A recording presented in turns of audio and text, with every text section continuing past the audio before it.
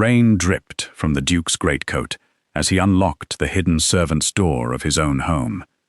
Before he could take a single step inside, a trembling maid slammed him against the cold stone wall and pressed her hand over his mouth.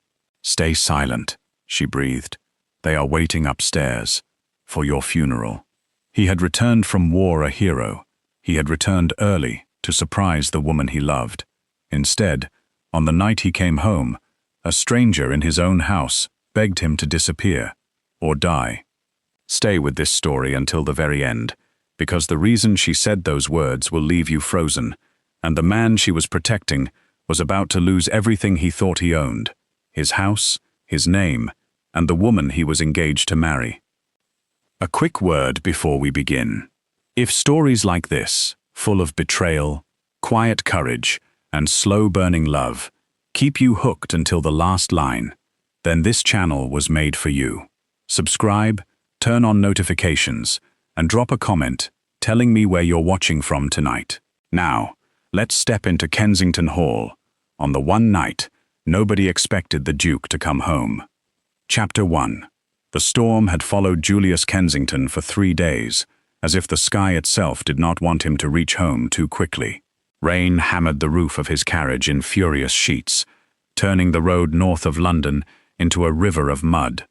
Lightning cracked over the hills, and for a moment, the whole countryside turned white, then vanished back into darkness. Inside the carriage, Julius sat with his coat still damp from the last time he had climbed down to help free a wheel from the mud. His boots caked in filth, his face lined with the tiredness that 8 long months at war had carved into it. He did not mind the rain. He did not mind the mud, or the cold, or the ache in his shoulder where an old wound still complained when the weather turned. None of it mattered tonight. Tonight, he was going home. Julius was not yet 30, but he carried himself like a man who had already lived through enough for 2 lifetimes.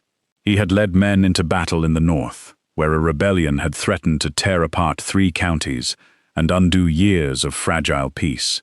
He had slept in mud, eaten cold rations, buried friends, and written more letters to grieving mothers than he cared to count. And when the fighting finally ended, 10 days sooner than anyone in London expected, he had climbed straight into a carriage instead of resting even one night in a proper bed, because he wanted to surprise her, Lady Eleanor Sinclair, his fiancée, the woman whose face he had carried through every long march, every cold night, every moment when the war seemed like it might never end. He pictured her now, the way she smiled when she was truly happy, the way she used to tease him for being too serious, the way her hand felt small and warm inside his own. He had written to her only once from the northern front, promising he would return the moment the fighting was finished. He had not told her exactly when. He wanted to walk through the doors of Kensington Hall and see her face when she realized the man standing before her was not a rumor, not a soldier delayed by weeks of slow travel, but her Duke, home at last, and home early. The carriage rocked hard over a rut in the road, and Julius steadied himself against the frame, staring out at the darkness. Somewhere ahead, through curtains of rain, the outline of towers began to rise against the black sky. Kensington Hall. His family had built the estate 3 generations before him, and every duke since had added something to it. A new wing, a taller tower, a longer avenue of oak trees leading to the front gates. As a boy, Julius used to think the house looked like something out of an old story, all grey stone and tall windows, ivy climbing the walls like green lace, stone carvings watching from the roofline, as if guarding secrets older than the family itself. Tonight, through the rain, it looked different. The carriage slowed as it turned onto the long avenue leading to the house, and Julius leaned toward the window, wiping the fog from the glass with his sleeve. He expected lanterns. He expected light spilling from every window, the way it always did when the family was in residence, especially now, with a wedding only weeks away. Lady Eleanor had written to him twice about the preparations, the flowers being ordered from 3 counties, the musicians hired from London, the guest list that had grown so long it needed its own ledger. Kensington Hall was supposed to be alive with light and noise, and the small chaos of a household preparing for the grandest celebration Victorian England had seen in years. Instead, the house stood dark. Julius frowned, pressing closer to the glass. A few lanterns burned near the front entrance, weak and flickering, barely enough to hold back the night. But the windows, dozens of them, stretching up 3 floors, were black. No candlelight, no lamps, no shapes moving behind curtains. The house that should have been glowing like a festival looked instead like something abandoned. He told himself it was simply late. Servants would have retired for the night. Eleanor would be asleep, dreaming of wedding lace and church bells, unaware that her duke was only minutes away. But something in his chest refused to settle. The carriage came to a stop at the base of the grand staircase, and Julius stepped down into the rain without waiting for a footman to open the door. There was no footman waiting. That alone struck him as strange. A house of this size, on the edge of a wedding season, should have had at least one servant posted near the entrance at every hour, rain or shine, ready to greet any late arrival. Nobody came. He stood there a moment, rain running down the back of his collar, studying the front of the house, the way he might have studied unfamiliar terrain before a battle. Old habits from the war did not leave a man easily. He noticed the absence of stable boys near the carriage house. He noticed the absence of guards who normally patrolled the front gates at night, men his own father had hired years ago and instructed never to leave their post unattended. He noticed that even the dogs, who always barked at the sound of carriage wheels on gravel, were silent. A house does not simply go quiet like this. Not overnight, not without reason. Julius considered walking straight through the great front doors and announcing himself the way a returning duke should. Instead, something old and careful in him, the same instinct that had kept him alive through 8 months of war, told him to wait, to watch, to listen before making himself known. He remembered, from boyhood, an old servant's entrance built into the side of the house, hidden behind a wall of climbing ivy near the kitchen gardens. As a child, he had used it to sneak in and out of the house when he wanted to avoid his tutors, slipping through dark corridors meant only for servants, feeling like an explorer in his own home. He doubted anyone still remembered that door existed. He doubted it was even used anymore. He walked the length of the house in the rain, staying close to the shadows of the outer wall, until he found it, half hidden behind ivy that had grown thick and wild over the years. The old iron handle rusted, but still turning when he pulled it. The door opened with a groan that seemed impossibly loud in the silence of the storm. Inside, the corridor was pitch black, smelling faintly of dust and old stone, the kind of smell that comes from a space rarely used and rarely cleaned. Julius stepped inside, letting the door close softly behind him, shutting out the roar of the rain until it became a distant murmur against the walls. He stood still, letting his eyes adjust to the darkness, listening. For a long moment, there was nothing. Then, somewhere above him, muffled through the old stone, he heard voices, low, careful, the kind of voices people use when they do not want to be overheard. He could not make out the words, only the tone, tense, urgent, wrong somehow, in a house that should have been full of nothing but joy this close to a wedding. Julius moved forward slowly, one hand trailing along the cold stone wall, following the narrow servants' corridor deeper into the house. He remembered this path even after all these years, a turn to the left near an old storage room, a narrow staircase that connected to the kitchens, another passage that ran behind the library wall. He had taken no more than a dozen steps into the darkness when a hand shot out from a gap in the wall and seized his arm with surprising strength. Before he could react, before instinct or training could take over, he found himself pulled sideways into a small alcove, his back pressed against cold stone, a smaller hand pressed hard over his mouth to silence him. For one terrifying heartbeat, every instinct from the war rose up inside him, the readiness to fight, to defend himself against an unseen threat in the dark. His hand moved instinctively toward his side, though he carried no weapon tonight, only the exhaustion of a long journey and the joy of coming home. Then he saw her, a young woman, no older than her early 20s, stood pressed close in the darkness, her plain grey dress marking her as a maid, her dark hair falling loose from its pins as if she had been running, or hiding, or both. Her eyes, wide and shining even in the dim light, were fixed on his face, with an expression Julius had never seen directed at him before. Not fear of a stranger, fear for him. Her whole body trembled as she held her hand firmly against his mouth, her breath coming fast and shallow, as if she had been holding herself together through sheer will alone. "Stay silent," she whispered, so quietly the words barely carried past her lips. Julius stared at her, rain still dripping from his hair onto the stone floor, his mind struggling to make sense of what was happening. This was his house, his home. He was the Duke of Kensington, returning from war to marry the woman he loved, and yet here he stood, silenced in his own servant's corridor by a maid he had never met, her hand shaking against his mouth, as if the wrong sound might end his life. She studied his face for a long moment, as if searching for something, recognition perhaps, or confirmation that the man standing before her truly was who she believed him to be.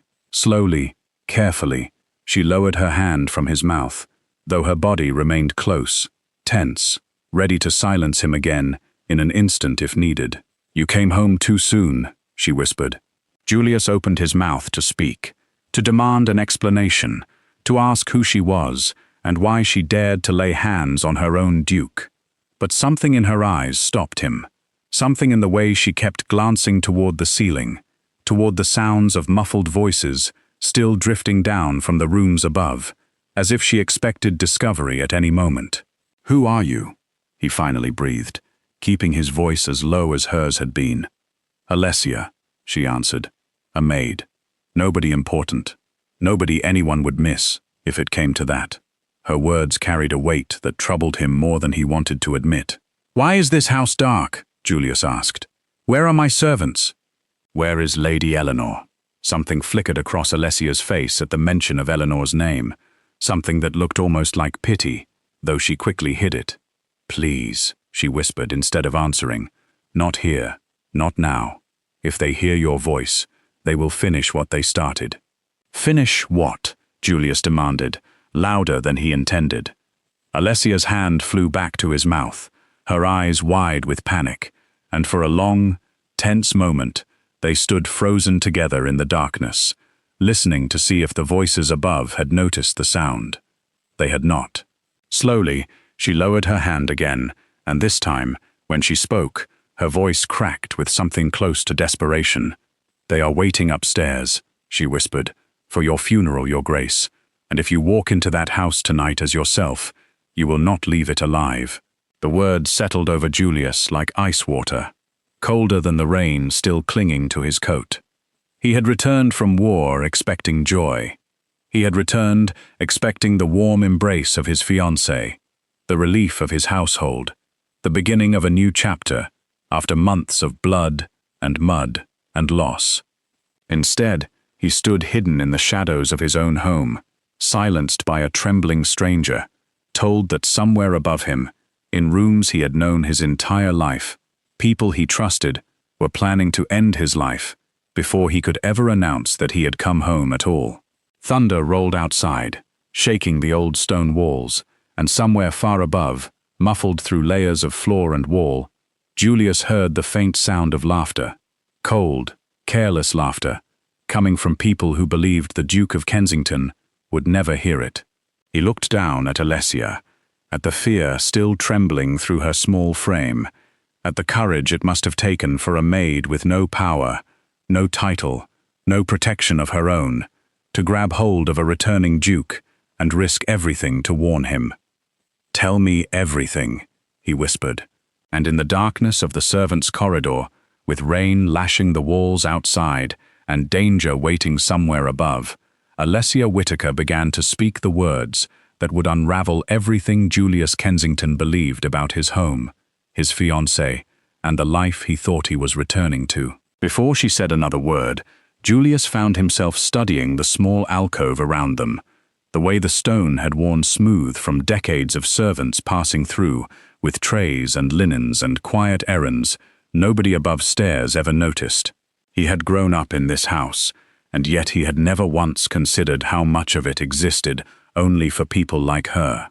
Corridors built to keep the family from ever having to see the labor that kept their comfort running. "Where is my mother?" he asked suddenly, the question rising before he could stop it. "My sister, my uncle, who has lived in the East Wing since before I was born. Are they safe?" Alessia's face tightened. "Your uncle was sent away to Bath for his health, or so the household was told. Your sister married early, hurried along by Sebastian himself, and now lives 2 counties away, with letters home growing shorter each month. Your mother," she paused, choosing her words with visible care. "Your mother was told you had written asking that she not trouble herself waiting for your return, that you required time alone to recover from the war before facing family again." Julius felt his jaw tighten. "I wrote no such letter." "I did not imagine you had," Alessia said quietly. "Sebastian is a patient man, Julius. He did not simply remove your household in a single stroke. He unraveled it thread by thread, so slowly that no single loss seemed alarming enough to investigate on its own." Outside, the storm pressed harder against the old stone, and somewhere above, footsteps crossed a floor, unhurried, unaware of the 2 figures pressed together in the dark below. "I am sorry," Alessia said, "that the home you returned to tonight is not the one you left." Julius said nothing for a long moment, letting the rain fill the silence between them, before he finally nodded. "Then show me what remains of it," he said quietly. "Show me everything." Chapter 2. Alessia Whitaker had spent her whole life being invisible, and on this night, that invisibility was the only thing standing between Julius Kensington and death. She led him deeper into the servants' corridor, away from the alcove where she had first pulled him into hiding, moving with the quiet confidence of someone who knew every stone and shadow of Kensington Hall, far better than the man who technically owned it. Julius followed close behind her, his boots silent on the worn floor, his mind still struggling to accept the words she had spoken only moments before. They will finish what they started. He wanted to demand answers immediately, to pull her into the light and shake the truth loose from her. But something about the way she moved, careful, deliberate, checking each corner before stepping past it, told him that patience would serve him better than anger tonight. They stopped in a small storage room, deep beneath the East Wing, a space filled with old furniture covered in white sheets, forgotten portraits stacked against the walls, the air thick with dust and the smell of aged wood. Alessia lit a single candle, shielding its flame with her hand, and turned to face him at last. In the dim light, Julius could finally see her properly. She was younger than he had first guessed, perhaps 22, with a face that might have been called plain by the standards of London ballrooms, yet held something far more striking than beauty alone. Intelligence lived behind her eyes. Caution. The kind of watchfulness that came from years of being overlooked by everyone around her, and using that neglect to learn things others never noticed. "You are not simply a maid," Julius said quietly. It was not a question. "I am exactly a maid," Alessia answered. "That is precisely why I know what I know. Nobody guards their words in front of a maid, Your Grace. Nobody imagines a maid capable of understanding what she hears, or remembering it, or acting on it." There was no bitterness in her voice, only a plain, weary honesty that struck Julius harder than any accusation could have. "Tell me what has happened here," he said. "Tell me everything, from the beginning." Alessia drew a slow breath, glancing once toward the door, as if to reassure herself they were still alone, before she began. 3 months after you left for the north," she said, "your steward, Sebastian Callahan, began dismissing servants. Slowly, at first, a groundskeeper accused of theft, though nothing was ever proven. A cook, let go for supposed drunkenness, though she had never touched a drop of spirits in her life. One by one, every servant loyal to your family, every person who had served this house for years and would have recognized trouble the moment it appeared, was removed and replaced. Replaced with whom? Julius asked. With servants loyal only to Sebastian, Alessia answered. People who owe him their positions, their wages, their silence. People who would report anything unusual directly to him and to no one else. Julius felt something cold settle in his stomach. Sebastian Callahan had served his family for over a decade, inherited from his father's own staff, trusted with the daily management of the estate, while Julius was away fighting for the crown. To hear that the man had spent months quietly hollowing out the household of everyone loyal to the Kensington name felt like a betrayal reaching back further than Julius had ever imagined. And Lady Eleanor, he asked, though part of him already feared the answer. Did she know? Alessia's eyes lowered briefly before meeting his again, and in that small hesitation, Julius understood the truth before she ever spoke it aloud. Lady Eleanor did more than know, Your Grace, she said gently, as though trying to soften a wound she knew could not be softened. Lady Eleanor and Sebastian Callahan have been more than steward and mistress for a very long time. Longer, I believe, than your engagement to her. The words landed like a physical blow. Julius said nothing for a long moment, staring at the flickering candle between them, forcing himself to breathe evenly, despite the storm rising inside his chest. How long? He finally asked. Years, Alessia answered quietly. Since before you proposed marriage, if the whispers among the old servants were ever true, your engagement to her was never born from love, Your Grace. It was born from her ambition and his patience. A title, a fortune, an estate larger than half of England, everything a woman like Lady Eleanor could want, without ever having to love the man who provided it. Julius closed his eyes briefly, feeling something old and warm crumble quietly inside his chest, replaced by something colder, harder, more dangerous. Show me, he said at last, opening his eyes. I want to see it with my own eyes before I believe a single word further. Alessia hesitated only a moment before nodding. Follow me, she whispered. But whatever you see, whatever you hear, you must remain silent. Your life depends on it now, more than it ever has. She led him through another narrow passage, up a set of hidden stairs built into the thickness of the old walls, until they reached a small hollow space behind the library, no larger than a closet, with a thin iron grille cut into the stone that looked down upon the room below. Julius realized, with a strange, distant memory, that his own grandfather had likely built these hidden observation points generations ago, perhaps for reasons of security, perhaps simply because old houses like Kensington Hall were full of secrets even their own families forgot over time. Through the grille, lit by a roaring fire and a dozen candles, Julius saw the library below, and within it, Lady Eleanor Sinclair standing in the arms of Sebastian Callahan. She was not weeping over an absent fiancé, as Julius had imagined during every cold night of the war. She was not staring longingly toward the northern horizon, waiting for his return.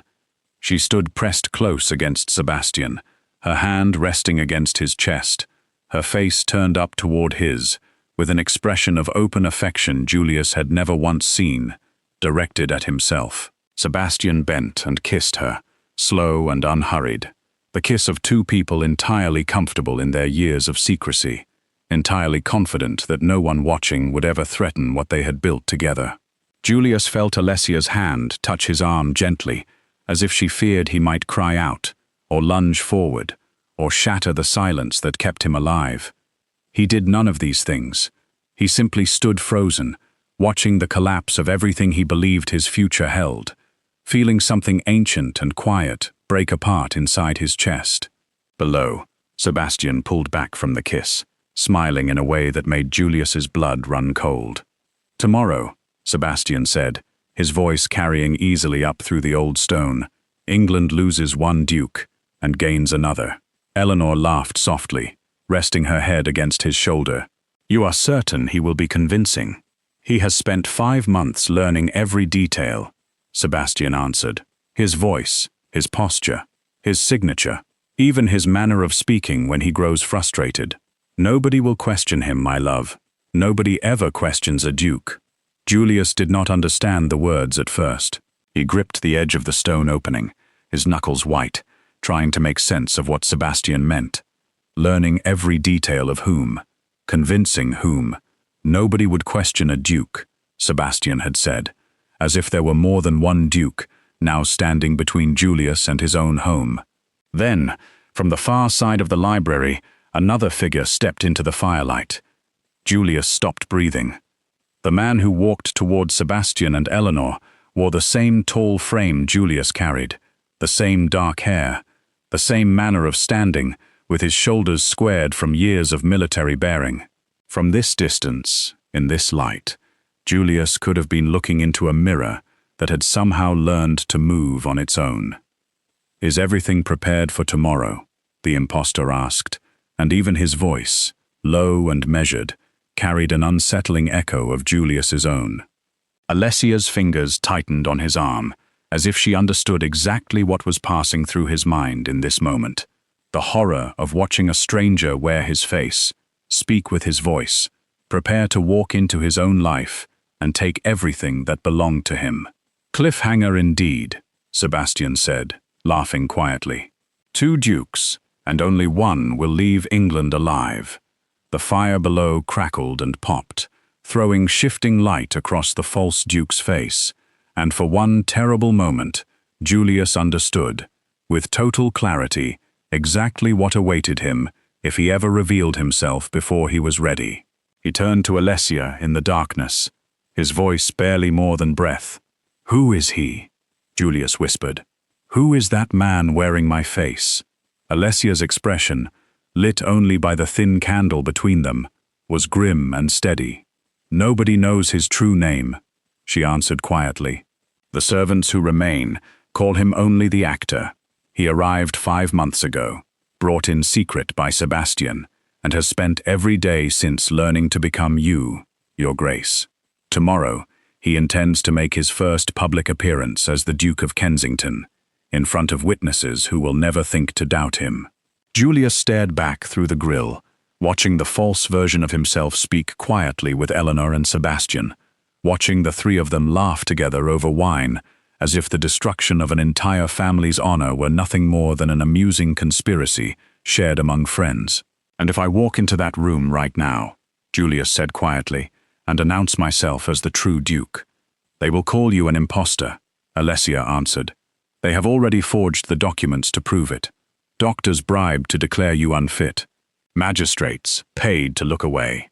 If you reveal yourself tonight, Your Grace, without proof, without allies, without anything beyond your own word, they will have you removed from this house before sunrise, and no one in England will ever question it." Thunder rolled again outside, shaking the old stone walls of Kensington Hall, and Julius Kensington stood frozen in the darkness behind his own library, watching a stranger wear his face, listening to the woman he once planned to marry laugh in the arms of another man, understanding at last that the war he had survived in the north was nothing compared to the one now waiting for him inside his own home.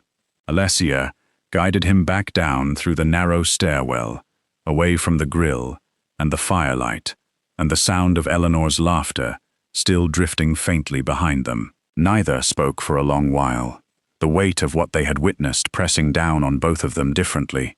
Julius, with the raw ache of a man watching his future dissolve before his eyes. Alessia, with the quiet, careful worry of someone who had carried a secret so long that finally sharing it left her feeling strangely exposed. "You did not have to show me that tonight," Julius said at last, once they had returned to the relative safety of the lower passage. "You could have told me only what was necessary to keep me alive, and left the rest for later, when the shock of my return had settled." "I considered it," Alessia admitted, "but I have watched too many people in this house believe comfortable lies simply because the truth arrived too quickly to accept. I did not want you making decisions tonight based on half of the picture, Your Grace, not when the other half might cost you your life." Julius studied her face in the dim light, struck again by the strange, steady courage of a woman who owed him nothing and had already given him more honesty in a single night than his own household had offered him in years. "Then I thank you," he said quietly, "for trusting me with the whole of it, even the parts that wound deepest." Alessia said nothing, only nodded once, and led him onward through the dark. Chapter 3. They retreated to the storage room beneath the east wing, before dawn could threaten to reveal them, and there, surrounded by sheeted furniture and forgotten portraits, Alessia continued the story that had begun to unravel Julius Kensington's entire understanding of his own life. "His name does not matter," she said, when Julius asked again who the false duke truly was. "What matters is what Sebastian has spent 5 months building. An actor, hired from a traveling company in the north, chosen because his frame and features already resembled yours before a single lesson began.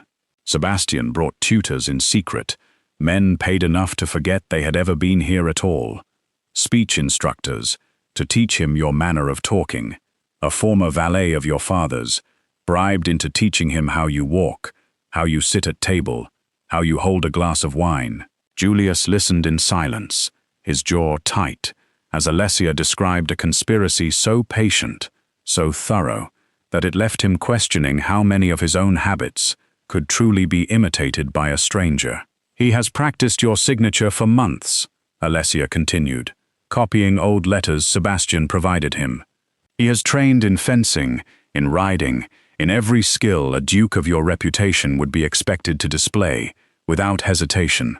Even your closest friends, your grace, may struggle to see through him, at least at first glance, at least from a careful distance." "And if someone looks closer?" Julius asked. "If someone speaks with him at length, surely there are things only I would know." "Perhaps," Alessia admitted, "but Sebastian has planned for that as well. Should anyone question the impostor too closely, there are already documents prepared, declaring that the true duke suffered a collapse of the mind during the war. A condition explaining any strangeness, any hesitation, any answer that seems slightly wrong. Doctors have been paid to sign these papers. Magistrates have been paid to accept them without question." Julius felt the full weight of the conspiracy settle over him like a physical burden. It was not simply a plot to steal his title. It was a plot to erase him entirely, to replace him so thoroughly that even if he tried to reclaim his own name, the world would see only a broken man making wild claims against a duke everyone already accepted as real. "They mean to declare me unfit," he said quietly. "Mad. Unfit to hold my own title." "Worse than that," Alessia said, her voice dropping lower. "There is already a death certificate prepared, Your Grace. Should you attempt to reveal yourself and fail to convince anyone of the truth, Sebastian does not intend to let you live long enough to try a second time. A man declared unfit for his title is easily discarded. A body found in the countryside, a tragic accident befalling a soldier, returned home with a broken mind, would raise no questions at all." The silence that followed felt heavier than any thunder outside. Julius stared at the young woman before him, a maid with no title, no fortune, no protection of her own, who had somehow uncovered a conspiracy vast enough to destroy an entire noble house, and had chosen, at tremendous risk to herself, to warn him rather than remain silent and safe. "Why?" he asked finally. "Why risk your life to tell me this? You could have said nothing. You could have let this happen and remained exactly as invisible as you have always been." Something flickered across Alessia's face, old grief mixed with quiet determination. "Because I know what it costs a family when the truth is buried," she said. "My father was the solicitor of this estate for 20 years, Your Grace. He served your father faithfully, and he would have served you the same way, had he lived long enough." "Had he lived," Julius repeated softly. "He discovered the forged inheritance documents months before you returned from the north," Alessia said, her voice tightening with emotion she fought hard to control. "He found irregularities in the estate's legal papers, signatures that did not match, dates that made no sense. He began asking questions Sebastian did not want asked. "What happened to him?" Julius asked, already dreading the answer. "They said it was a carriage accident," Alessia answered. "A wheel that broke on the road outside the village, late one evening, when he was traveling home from delivering documents to a magistrate in the next county. Nobody questioned it. Solicitors travel dangerous roads all the time, and accidents happen." "But you do not believe it was an accident," Julius said. "I know it was not," Alessia said firmly. "My father was the most careful man I have ever known. He inspected every carriage wheel himself before any journey, out of habit, out of the same caution that made him such a good solicitor. He would never have allowed himself to travel with a broken wheel. Someone made certain that wheel broke, Your Grace. Someone silenced him before he could bring his discoveries to anyone who might act on them." Julius reached out, without thinking, and took Alessia's hand gently in his own, offering what comfort he could, to a grief he now understood far too well. "I am sorry," he said quietly. "Sorry for your father. Sorry that his death was never properly investigated. Sorry that you have carried this burden alone for so long." Alessia looked down at their joined hands, something unreadable passing behind her eyes, before she gently withdrew and reached into the folds of her apron. "He did not die without leaving something behind," she said. "Before his death, my father hid an old diary among his private papers, one Sebastian never thought to search for, because no one imagined a solicitor's daughter capable of understanding its importance." She produced a small, worn leather diary from within her apron, its cover cracked with age, its pages yellowed and fragile.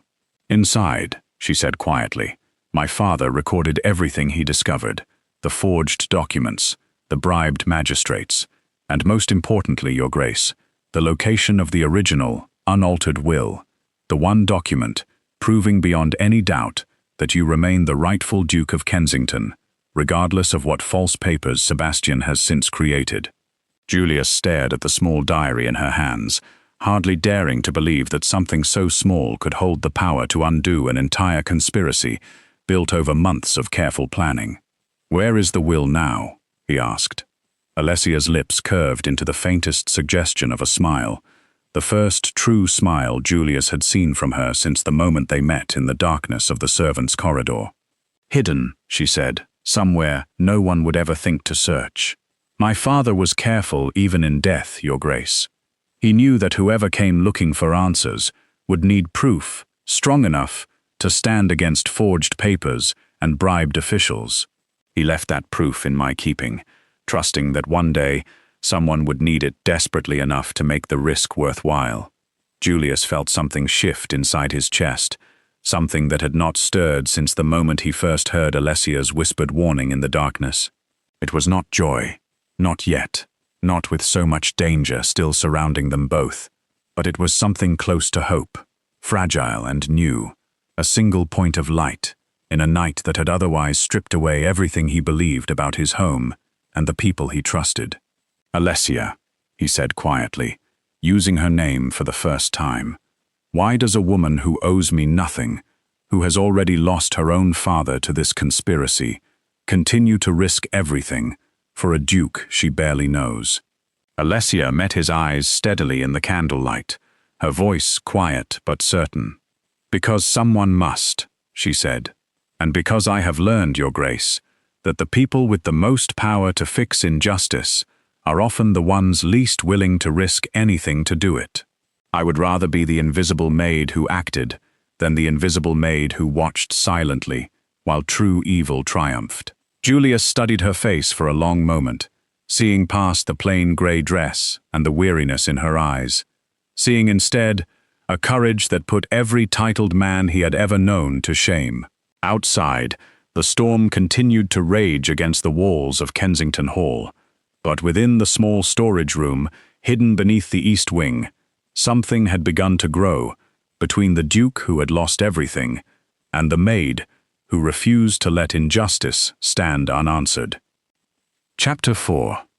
By the time the storm finally broke over Kensington Hall, giving way to a grey and exhausted dawn, Julius Kensington had made a decision that would have seemed impossible to him only a day earlier. He would not announce himself. He would not walk into his own library and demand justice from a household that had already prepared forged papers to destroy him and a false duke ready to take his place. He would disappear instead, allowing England to believe the true Duke of Kensington had vanished, while he quietly gathered the strength needed to reclaim everything that belonged to him. "They will search for you," Alessia warned, as they moved carefully through the hidden passages toward the older, forgotten sections of the estate. "Sebastian is not a careless man. He will want proof that you are truly gone before he allows the impostor to appear publicly. Then we will give him what looks like proof," Julius said quietly. "A duke who vanished into the storm on the very night he returned home. A tragedy easily explained, easily believed. No one will search forever, for a man the household itself will insist was never truly seen at all." Alessia led him deeper beneath the estate than he had ever traveled. Even as a curious boy, exploring every corridor his tutors forbade him from entering. Beneath the wine cellars, through a passage concealed behind an old rack of dust-covered bottles, lay a series of forgotten tunnels, carved generations ago for reasons long since lost to memory. Some said the tunnels had once been used to move goods quietly during years of unrest. Others claimed they were built simply because the family who constructed Kensington Hall enjoyed secrets more than most. Whatever their original purpose, the tunnels now offered Julius the one thing he needed most: a place to disappear entirely from a world that believed him already gone. The space Alessia led him to was not grand, a low chamber with stone walls slick with age, a single table, a narrow cot pushed against the far wall, remnants of what might once have been a chapel, judging by the faded outline of a cross still visible on one wall. It was cold and quiet, and utterly hidden from anyone who did not already know it existed. "You will be safe here," Alessia said, lighting a small lantern that cast a warm glow across the stone. "I will bring what food and supplies I can, without drawing suspicion.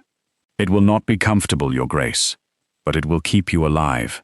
Julius," he said quietly. She glanced at him, uncertain. "My name is Julius," he said. "I have had quite enough of titles for one lifetime, at least while hiding in my own basement like a criminal in my own house. Please, call me by my name." Something softened in Alessia's expression, though she did not immediately agree. Old habits of formality, clearly difficult to abandon, even in circumstances as strange as these. The days that followed settled into a quiet, careful rhythm. Above, in the world Julius could no longer safely enter, rumors began to spread of the Duke's mysterious disappearance on the very night of his early return from war. Some servants whispered he had never truly arrived at all, his early return merely a rumor spread by careless soldiers. Others suggested the war had broken something inside him, and he had wandered off into the storm, lost to grief or madness before he ever reached his own front door. Sebastian, Alessia reported, seemed satisfied with the confusion, content to let uncertainty do the work of erasing Julius from public memory, without requiring any direct action of his own. Below, in the hidden chapel beneath Kensington Hall, something quieter and far more unexpected began to take shape between Julius and Alessia. At first, their conversations remained careful, practical, focused entirely on strategy and survival. Alessia would arrive with bread and cheese, smuggled carefully from the kitchens, updates on which servants remained loyal to Sebastian, whispers of which old families in the county still held affection for the Kensington name, despite the confusion surrounding its current duke. But slowly, over the passing days, the conversations began to shift. One evening, as rain returned to patter softly against the stones far above them, Julius noticed a thin, faded scar along Alessia's wrist as she reached to trim the lantern's flame. "How did you come by that?" he asked gently. Alessia hesitated, clearly unused to anyone noticing such small details about her, let alone asking after them with genuine concern. "A kitchen accident," she said. "Years ago, I was 12, careless with a knife, and too proud to admit the wound needed proper tending. It healed on its own, eventually, though not as neatly as it might have. You should have asked for help, Julius said quietly. Alessia's laugh held no real humor. Maids do not ask for help, Julius. We are expected to manage every difficulty quietly, without ever becoming an inconvenience to anyone above us. Something in her words struck him deeply, a small window into a life he had never once considered. Despite having lived his entire existence surrounded by servants who managed his household with quiet, unseen labor. I am sorry, he said. Sorry that a house so large found so little room to notice you, until the night you saved my life. Alessia looked up at him then, something vulnerable flickering across her features before she carefully hid it away again. Nobody has ever apologized to me for that before, she said quietly. Nobility, apologizing to a servant. It is not something one grows accustomed to hearing. Then perhaps, Julius said softly, it is something you should hear more often.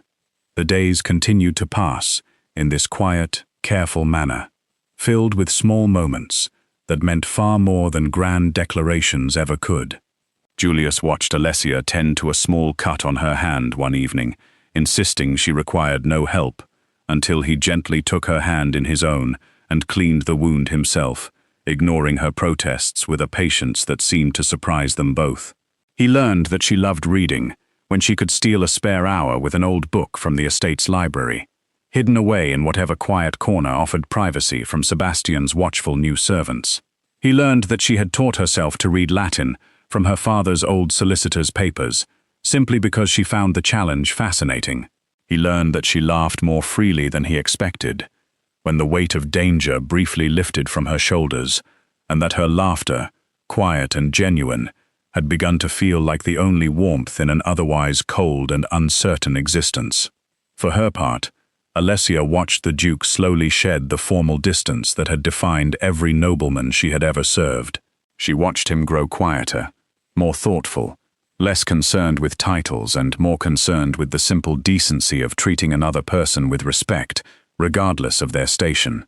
She watched him ask after her well-being with genuine curiosity, rather than the polite indifference nobility, typically reserved for servants.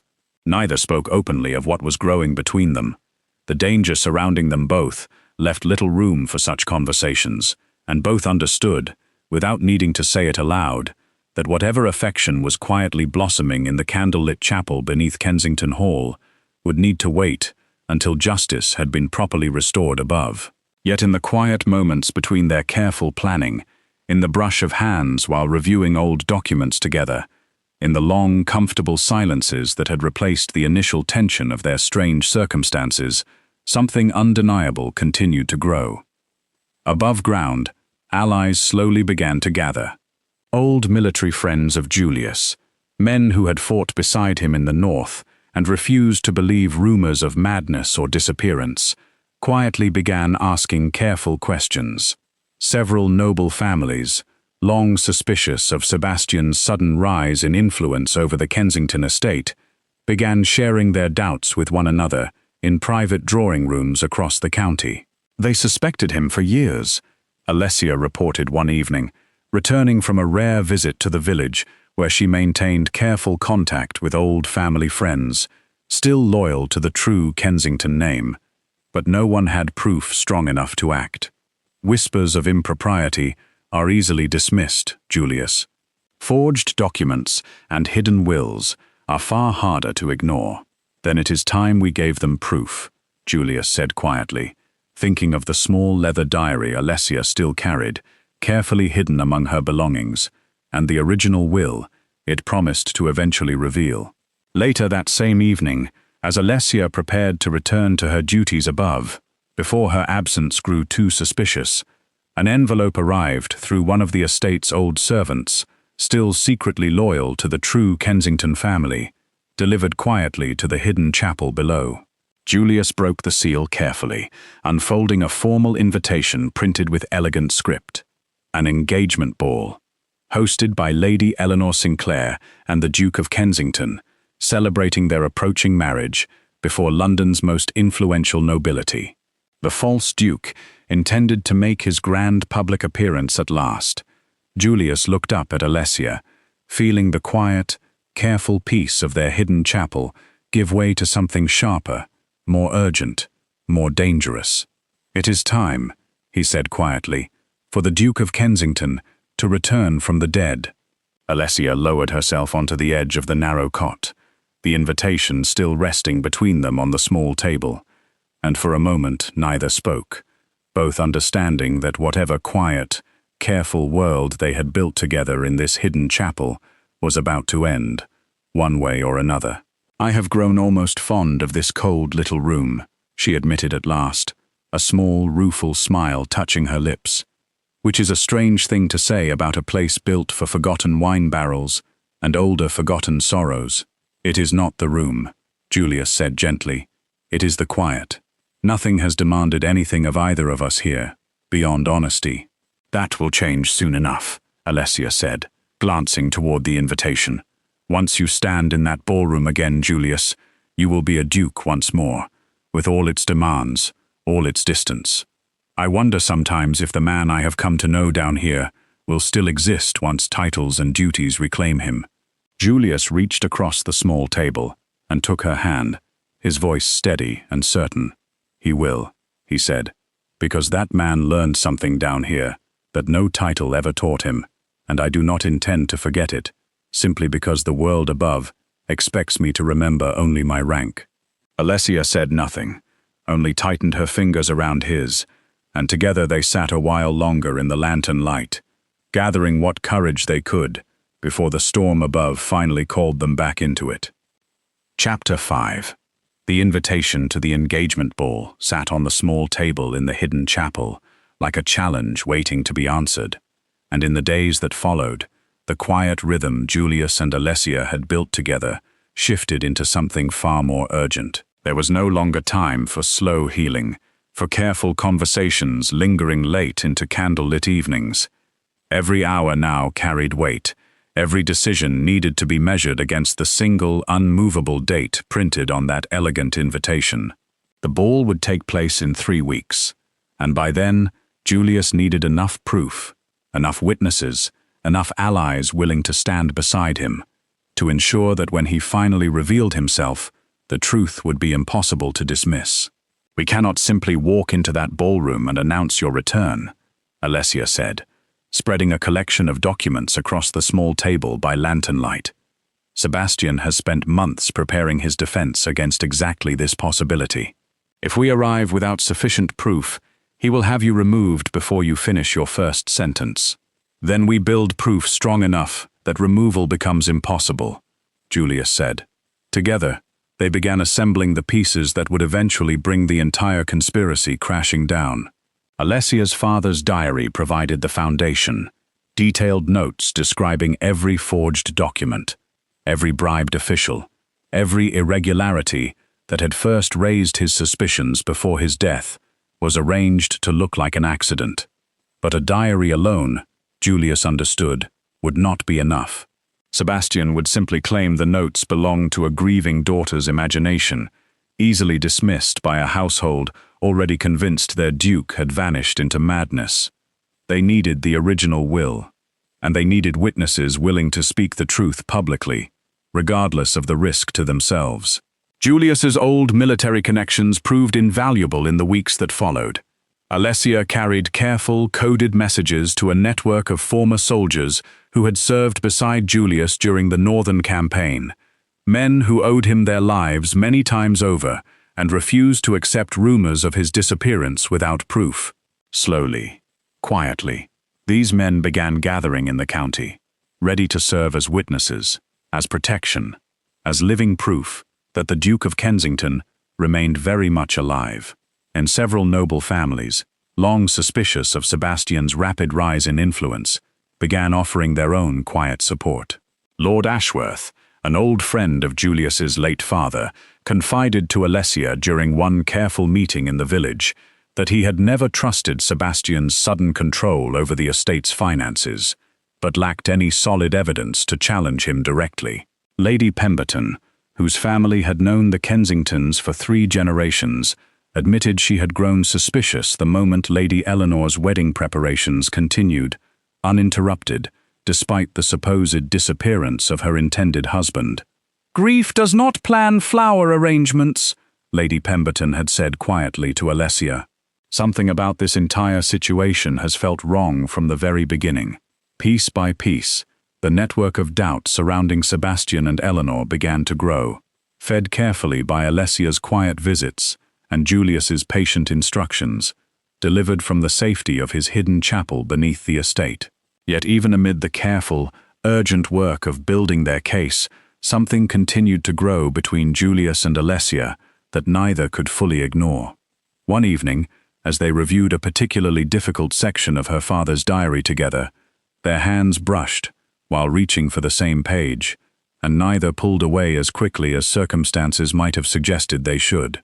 "Alessia," Julius said quietly, setting the diary aside, "when this is finished, when Sebastian has been exposed and my name restored, and this house returned to honest hands, what will you do?"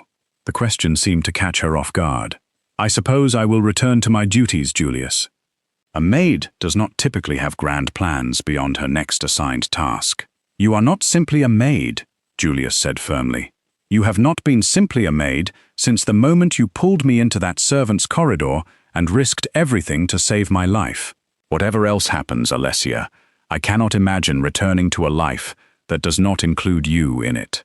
Alessia's breath caught, and for a long moment she said nothing at all, staring at the flickering lantern between them, as though searching for words adequate to the feelings rising within her chest. "I never expected anyone to truly see me," she finally admitted, her voice barely above a whisper. "My entire life, I have been the invisible girl in the corner, useful only for the tasks assigned to me, forgotten the moment those tasks were completed. I never imagined a duke, of all people, would be the one to finally look at me and see something worth noticing. I see far more than that," Julius said softly. "I see courage that puts every titled man I have ever known to shame. I see intelligence that deserves far more than a lifetime spent in service to people who never bothered to notice it. I see a woman I have come to admire more deeply than I ever imagined admiring anyone." For a moment, it seemed as though Julius might close the distance between them entirely, might finally give voice to the feelings that had been quietly building since the first night she pulled him into hiding. But duty, ever present even in the depths of their hidden chapel, reminded him gently that such declarations needed to wait until justice had been properly restored. He pulled back, just slightly, and Alessia, understanding the restraint required of him, offered a small, knowing smile that held no disappointment, only patience. "There will be time," she said quietly, "for such conversations, once this is finished." "There will be," Julius agreed, though the promise in his voice carried a weight that suggested he intended to make good on it the moment circumstances allowed. Their work continued in the days that followed, evidence carefully gathered, witnesses quietly secured, allies patiently positioned to act the moment the true Duke revealed himself. Yet even amid this careful preparation, a shadow of unease continued to grow within Julius, a suspicion he could not quite name, but felt gathering at the edges of their plans. "Something troubles you," Alessia observed one evening, noticing the tension in his shoulders as he reviewed their growing collection of witness statements. "Someone within our circle is not entirely trustworthy," Julius admitted. "Information that should remain private has begun reaching Sebastian sooner than it reasonably should. A witness Lord Ashworth secured last week suddenly withdrew his support 2 days later, citing vague concerns for his family's safety. That is not coincidence, Alessia. Someone is leaking our preparations." Alessia's expression darkened with worry. "Who among us would betray you?" "I do not know," Julius said quietly. "And that uncertainty, Alessia, may prove more dangerous than anything Sebastian has planned so far." The ball drew closer with each passing day, and as final preparations continued, an unsettling message reached them through one of the last remaining loyal servants, still working within Kensington Hall. "Sebastian, it seemed, had grown suspicious. Whispers had reached him of a duke who was, perhaps, not so thoroughly disappeared as he had originally believed. "He knows," Alessia said, reading the message with trembling hands. "Or at the very least, he suspects. He has doubled the guards posted throughout the estate. He has begun questioning servants more aggressively than before." Julius felt the weight of the coming confrontation settle heavily over him, the culmination of weeks of careful preparation now threatening to unravel before it could properly begin. "Then we move forward regardless," he said firmly. "We have witnesses. We have evidence. We have allies willing to stand beside the truth, regardless of the danger. Sebastian's suspicion changes nothing, Alessia, except perhaps the timeline in which we must act." Alessia nodded, though worry remained etched clearly across her features. "The ball is in 4 days," she said quietly. "Whatever we still need to prepare, Julius, we must finish it quickly, because Sebastian is no longer planning quietly in the shadows. He suspects he is being hunted, and men who suspect they are being hunted, Your Grace, often become far more dangerous than they were before." That night, unable to sleep, Julius found Alessia still awake in the hidden chapel, poring over her father's diary by lantern light, searching once more for any detail they might have overlooked. "You should rest," he said softly, settling beside her. "I cannot," she admitted. "Every time I close my eyes, I imagine every way this could fail. Sebastian discovering us before we are ready. A witness losing courage at the final moment. Some small detail we have missed that unravels everything my father died protecting." Julius took the diary gently from her hands and set it aside, then took her hands instead, holding them steady between his own. "Whatever happens in 4 days," he said, "you have already done more than most people manage in an entire lifetime. Your father would be proud of the daughter who finished what he started, regardless of how the ball itself unfolds." Alessia's eyes glistened in the lantern light, and for a long moment she simply let herself lean against him, drawing strength from a closeness neither of them had dared fully acknowledge until now. 4 days, she whispered. 4 days, Julius agreed. And then, whatever comes, we face it together. Chapter 6. The night of the engagement ball arrived wrapped in an unseasonable warmth, as though even the weather understood the importance of what was about to unfold within the walls of Kensington Hall. Every window blazed with light, a stark contrast to the darkness that had greeted Julius weeks earlier upon his return from the north. Carriages lined the long avenue leading to the estate, delivering London's most influential families, dressed in silk and jewels, arriving to witness what they believed would be a joyous celebration of love and marriage.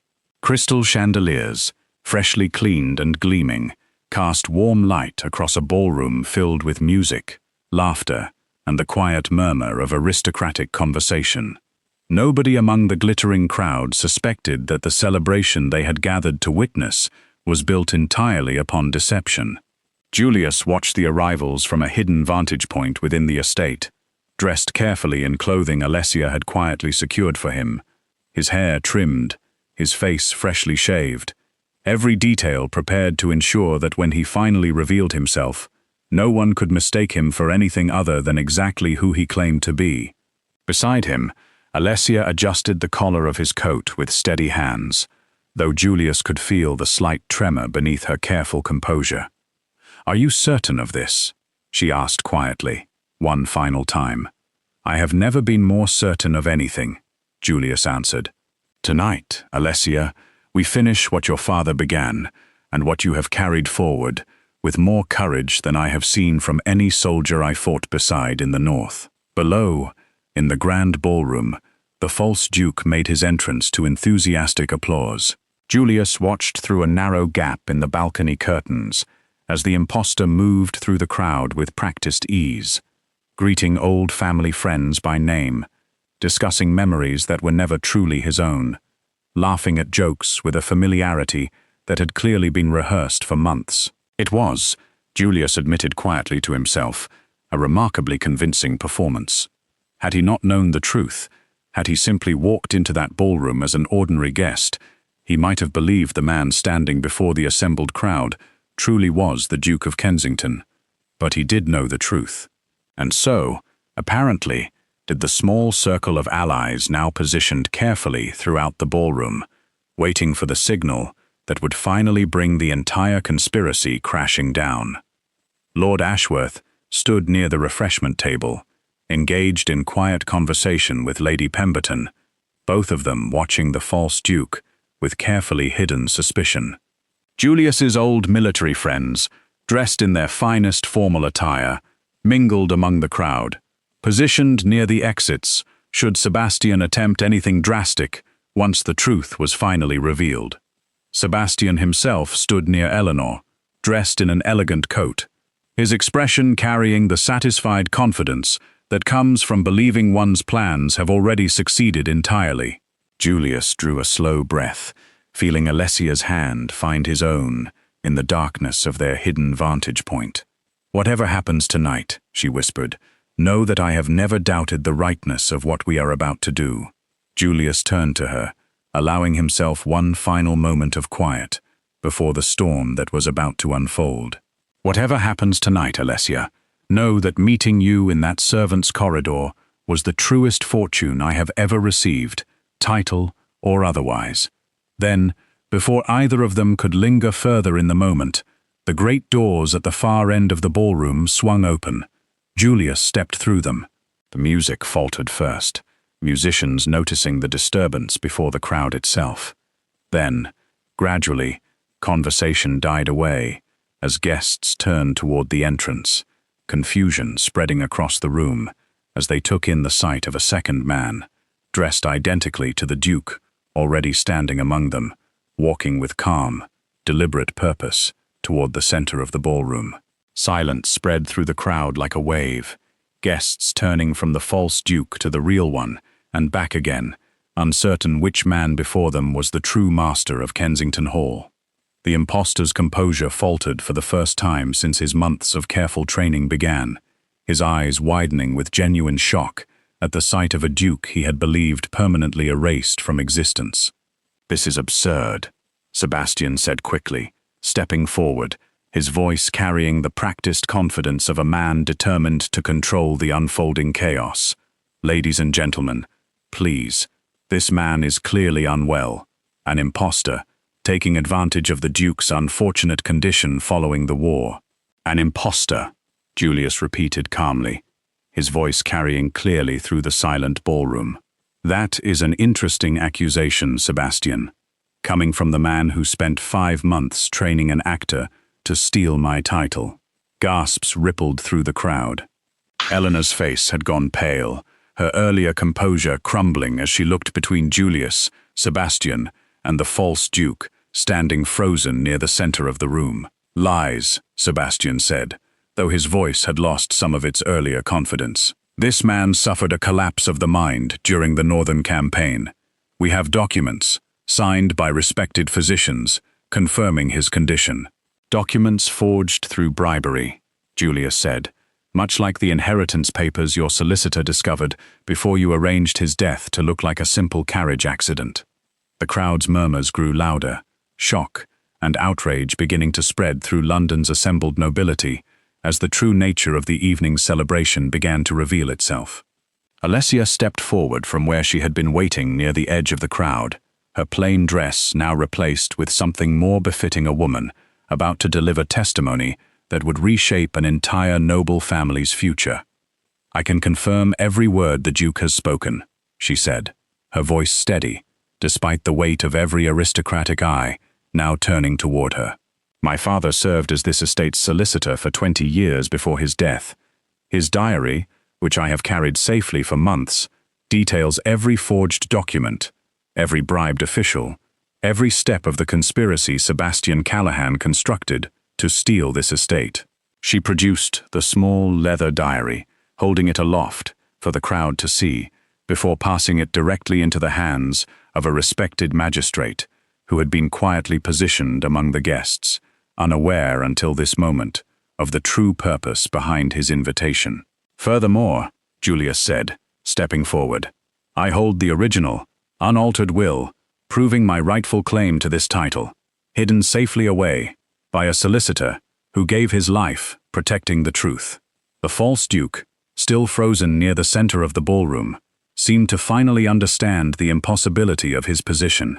Months of careful training had prepared him to imitate a duke's mannerisms, but nothing had prepared him for the moment his entire deception would collapse before an audience of London's most powerful families.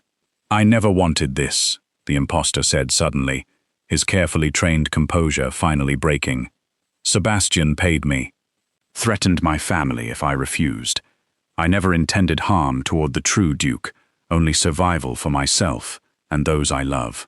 His confession, spoken in genuine desperation rather than practiced performance, carried a different quality entirely from everything he had said before, and the crowd, sensing the shift, turned their full attention toward Sebastian. "He signed several estate documents using the wrong family seal," Lord Ashworth said suddenly, stepping forward with a folded paper in hand. "I noticed the error weeks ago, though I could not understand its significance until now. Only the true duke would recognize which seal belongs to which branch of correspondence." The final piece of evidence, small and seemingly insignificant, settled over the ballroom with devastating weight. A single mistake, born from months of otherwise flawless deception, now stood as undeniable proof of the conspiracy's existence. Sebastian's expression hardened, calculation replacing his earlier confidence. "This changes nothing," he said, his voice low and dangerous. "Titles can be contested for years in court, gentlemen. By the time any of you prove your accusations, I will have secured enough of this estate's fortune to disappear entirely." His hand moved suddenly toward his coat, and several guests gasped as the glint of a pistol became visible in the candlelight. "Nobody move," Sebastian said, his earlier composure fully abandoned. "This ends tonight, on my terms, not yours." The ballroom, moments earlier filled with music and laughter, now stood frozen in terrified silence. Guests pressed back against the walls. Several women, shielding children who had been allowed to watch the celebration from a gallery above. Eleanor herself had gone rigid near the refreshment table, her earlier composure entirely stripped away, her eyes darting between Sebastian and the doors, as though calculating whether flight remained possible. Julius kept his voice level, his eyes fixed steadily on the pistol, rather than the man holding it. "You have already lost everything that mattered to you, Sebastian. The estate, the title, the woman you risked ruin to keep beside you. A pistol will not return any of it. It will only ensure you hang for murder, in addition to fraud." "Then perhaps I take something with me," Sebastian said, his hand trembling now, desperation replacing calculation. "Perhaps I ensure the true duke never lives to enjoy his little victory." For one unbearable heartbeat, the pistol swung toward Julius, and somewhere in the crowd, Alessia's voice rang out, sharp and unafraid. "Look at me instead, Sebastian," she called, stepping forward despite the danger. "I am the one who found my father's diary. I am the one who carried it for months, waiting for this very night. If you wish to punish someone for the collapse of your plans, punish the maid who refused to stay silent." It was a reckless thing to do, drawing his aim toward herself, and Julius's heart seized at the sight of her standing exposed before an armed man. But her words, and the sheer nerve behind them, gave Julius's old military friend the exact half-second needed to close the distance and wrench the weapon from Sebastian's grip before it could be raised again toward anyone in that ballroom. Chapter 7. For one terrible suspended moment, the ballroom held its breath.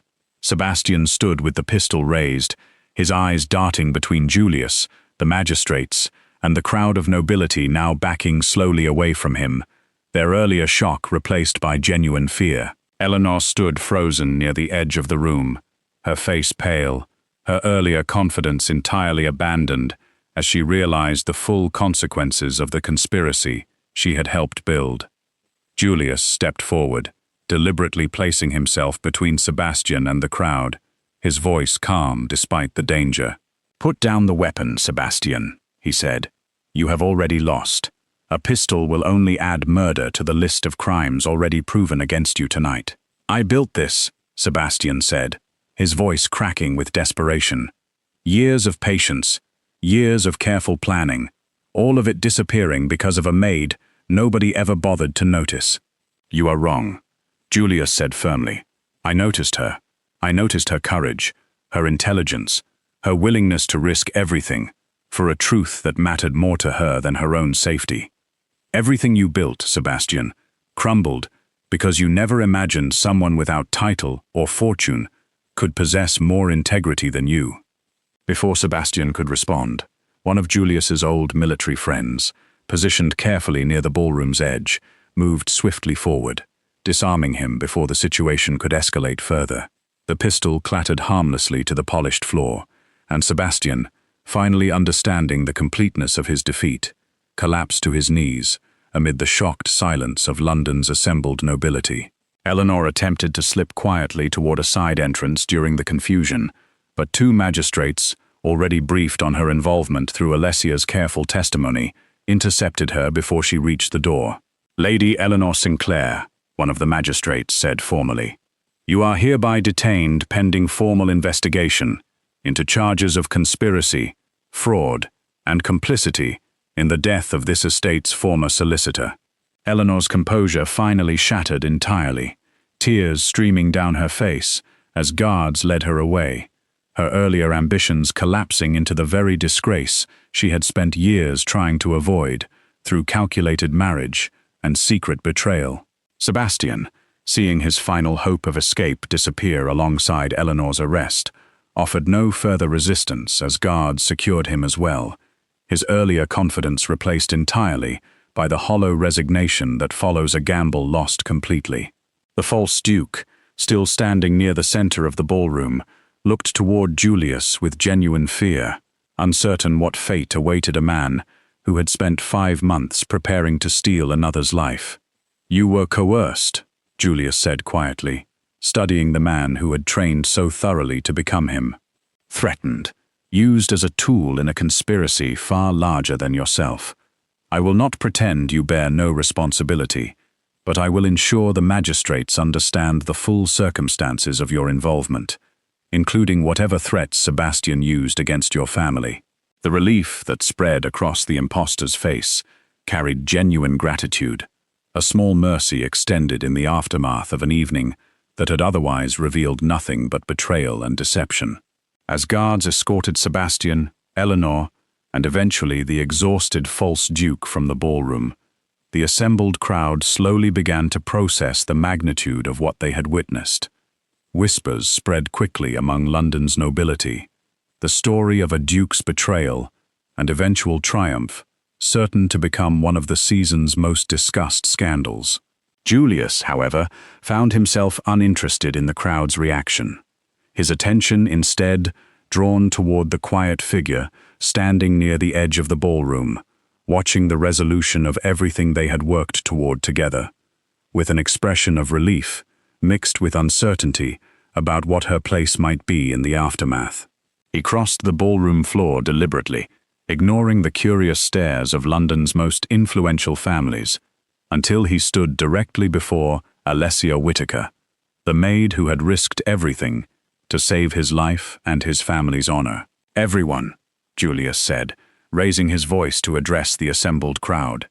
Before anything else is said about tonight, before any rumor or gossip spreads through London's drawing rooms, I want every person in this room to understand precisely who saved Kensington Hall from complete destruction. The ballroom fell silent once more, attention shifting entirely toward the Duke and the plainly dressed woman standing before him. This is Alessia Whitaker, Julius continued, daughter of this estate's late solicitor, a man murdered for discovering the very conspiracy we exposed tonight. She carried her father's evidence for months, at tremendous personal risk, waiting for the moment it could finally be used to restore justice. She warned me the very night I returned from war, when Sebastian and Eleanor believed I would never survive to reclaim my title. Without her courage, gentlemen and ladies, I would not be standing before you tonight. I would be dead, and a stranger would currently be wearing my name. Murmurs of astonishment rippled through the crowd. London's nobility looking upon Alessia with newfound respect, entirely absent from their earlier indifference toward a woman they had never previously bothered to notice. Alessia's cheeks colored slightly under the sudden attention, though she held herself with quiet dignity despite the unfamiliar weight of so many eyes turned toward her at once. "I did only what was right," she said, her voice carrying clearly, despite its quiet tone. "My father taught me that justice matters more than comfort, and truth matters more than safety." I could not watch this conspiracy succeed while remaining silent.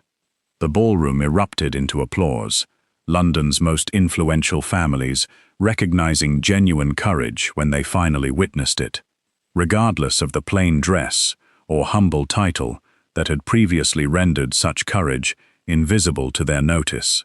In the weeks that followed, justice moved swiftly and thoroughly. Sebastian Callahan faced formal charges for fraud, forgery, and the murder of Alessia's father. Evidence from her father's diary, combined with testimony from bribed officials, now eager to save themselves, through cooperation, proving more than sufficient for conviction.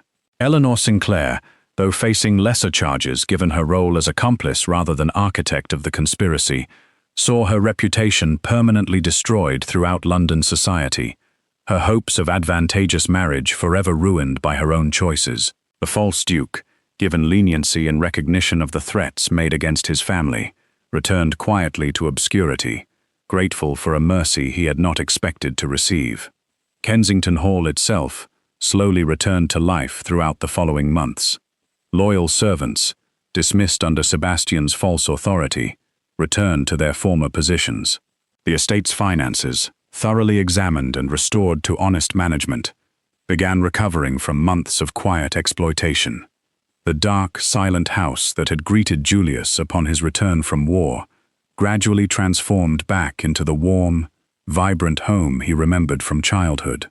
Through it all, Alessia remained close beside him, no longer hidden in shadow or servant's corridor, but openly acknowledged as the woman whose courage had saved everything the Kensington name represented.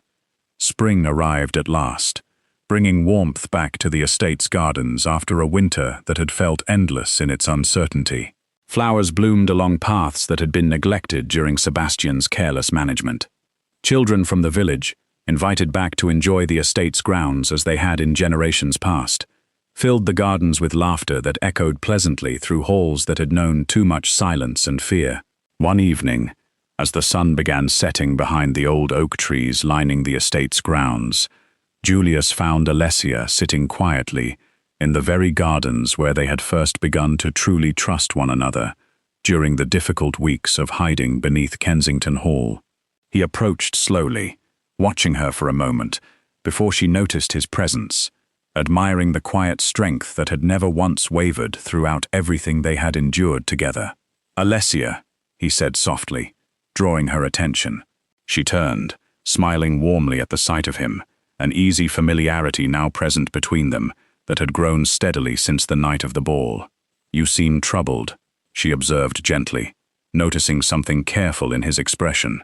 "Not troubled," Julius said, settling onto the bench beside her. "Simply aware that I have delayed a conversation far longer than I should have, out of respect for circumstances that no longer require such caution." Alessia's expression shifted, curiosity and something warmer flickering behind her eyes. "A title made me a duke," Julius said quietly, taking her hand gently in his own. "But your courage taught me how to deserve it.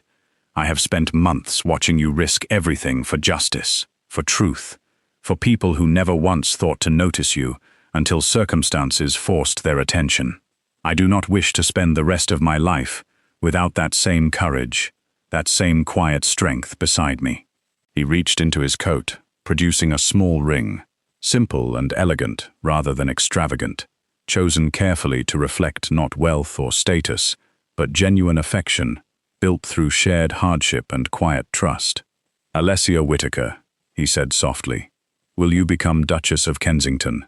Not out of gratitude for what you have already done, though that gratitude remains boundless, but because you are the one person I trust completely, the one person who has stood beside me through everything, expecting nothing in return, beyond the simple satisfaction of doing what was right.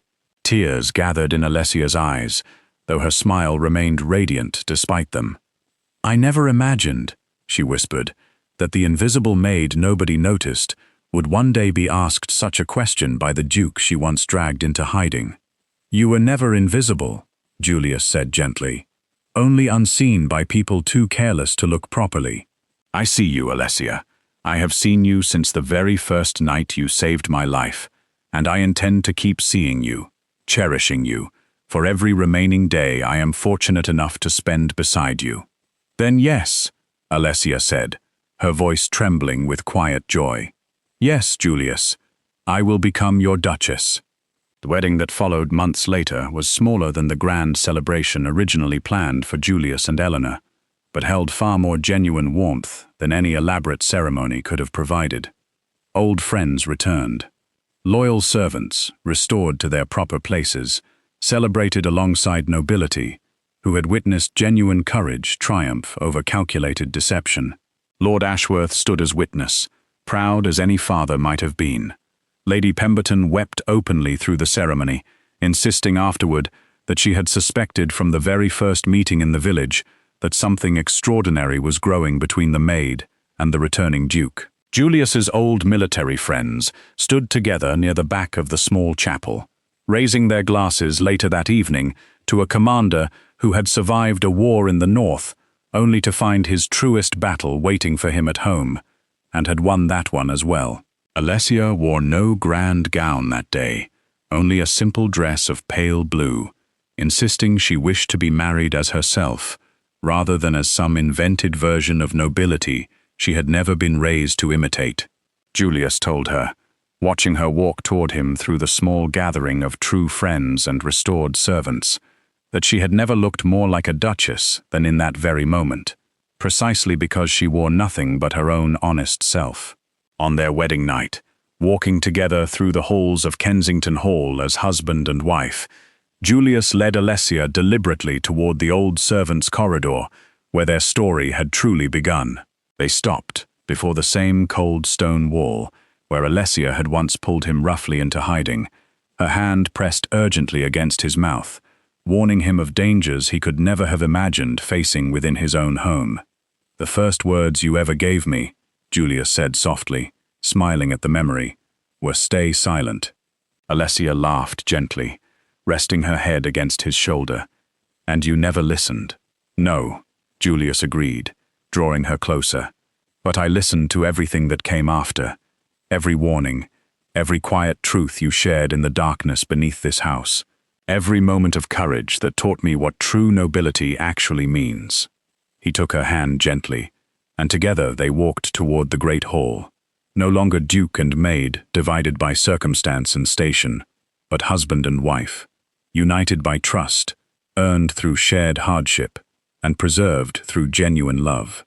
Kensington Hall, once hollowed out by betrayal and deception, slowly filled once more with warmth, laughter, and the quiet, unshakable loyalty that had ultimately proven far more valuable than any title, fortune, or forged document ever could. And in the years that followed, whenever guests asked how the Duke and Duchess of Kensington had found one another, Julius would simply smile and tell them the truth.